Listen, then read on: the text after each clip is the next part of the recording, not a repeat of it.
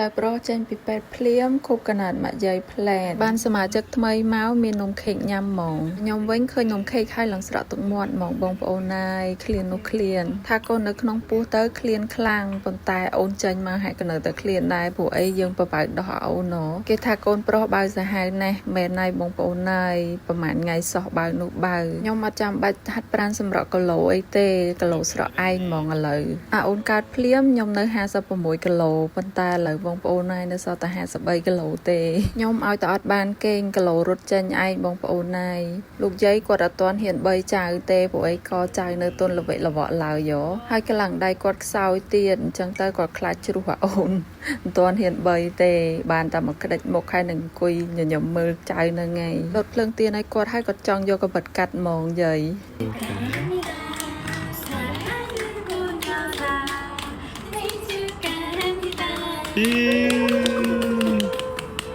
Panjado. 자, 어머니 소원 비세요. Panjado. 지금 바람이 잘 불어서 ការបួងសួងលោកយាយអត់លាក់ក្នុងចិត្តទេនិយាយឲ្យលឺហ្មងគាត់បួងសួងថាឲ្យគ្រួសារមានក្តីសុខតែប៉ុណ្ណឹងទៅគាត់អស់ចិត្តហើយបងស្រីក៏រៀបចំកដោដ៏ធំជូនម៉ែគាត់ទៀតហើយនិយាយទៅយើងទាំងអស់គ្នារៀបចំឲ្យគាត់ហ្មងអត់មានអីច្រើនទេមានតែមួយកេះហ្នឹងធំក៏អត់ធំតូចក៏អត់តូចលាក់លៀមខ្លាំងណាស់សត្វតែអត់ឲ្យឃើញទេសត្វតែមានកូនកដោទៅដឹកដៃទៀតគាត់ថាវគ្គមុនដូចលួចបើកមួយសាហើយវគ្គនេះមានអីគេទៀតចាំមើលកាលពីមុនបើកឲ្យឡើងខកចិត្តប៉ុន្តែលើកនេះអត់ឲ្យគាត់ខកចិត្តទេមួយរៀបគម្រោងតាំងពីដើមខែមកម្លេះហើយគាត់ខ្លាចណាបងប្អូនគាត់ខ្លាចថារបស់មានជីវិតអីចឹងបើកមកបញ្ញាក់គាត់អីចឹងគាត់ថាកុំឲ្យលេងចឹងហើយដឹងស្រាប់អីកូននេះដឹងថាម៉ែប៉ិនខឹងមានណាគេហ៊ានលេងចឹងបើលេងជាមួយក្មេងៗគ្នាឯងដាក់ក្នុងកេះធំចឹងអីហេសយបើកមកពោះវេតបោកអីហ្នឹងណាបងប្អូន1 2 3បើកមកពេទ្យប៉ោងហត់រួចតតែប្តីខ្ញុំទាញបានហោះរួចព្រោះឯពេទ្យប៉ោងនឹងគ្នាតូចពេកយកឲ្យតែមួយទៀតបងថ្លៃគាត់គិតថាហោះរួចអញ្ចឹងគាត់ខំតែញមកតែមួយប៉ុន្តែមានណាតតែប្តីខ្ញុំគាត់ជួយទាញបានមកហើយអ្នកជួយទាញហ្នឹងគាត់តែឃើញលុយ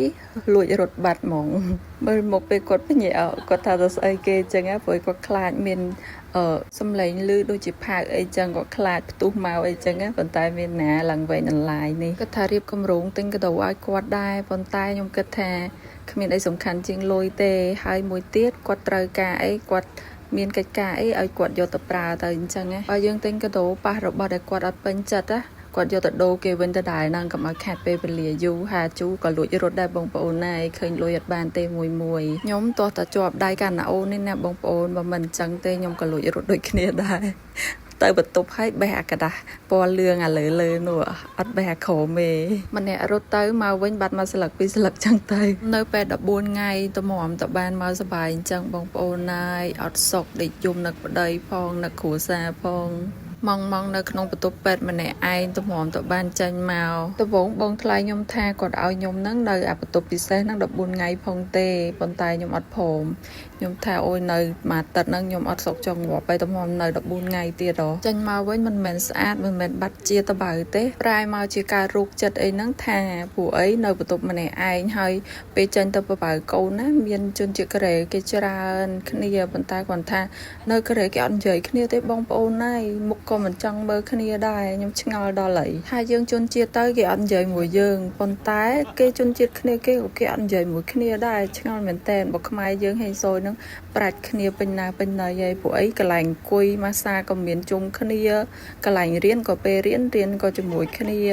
ឆ្ងល់ថាមិនបានអត់និយាយគ្នាចឹងហើយបានខ្ញុំសូមប្តីខ្ញុំនៅពេទ្យពិសេសនឹងតែមួយអាទិត្យទេខ្ញុំមិននៅយូរទេព្រោះអី stress ខ្លាំងមកនៅផ្ទះគឺហត់មែនក៏ប៉ុន្តែយើងអត់ stress គិតអីច្រើនហើយសំខាន់ការនិយាយនឹងហ្មង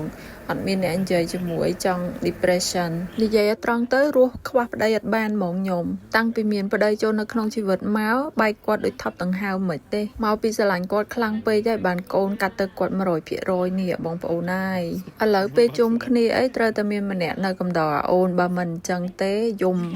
ពេញណាពេញណីហើយនរណាថាកូនខ្ញុំស្លូតដាក់តែពីដៃមិនតិចហ្នឹងយំឆាវឡៅពេញហ្នឹងខ្ញុំដាក់នំខេកមួយម៉ាត់ចូលមាត់បងប្អូនណាយជាតិស្លាប់ពួកឯខានយូរនៅពេទ្យញ៉ាំតបាយសឡធម្មតាហើយមកផ្ទះបានរបស់រសជាតិឆ្ងាញ់ញ៉ាំនេះឡើង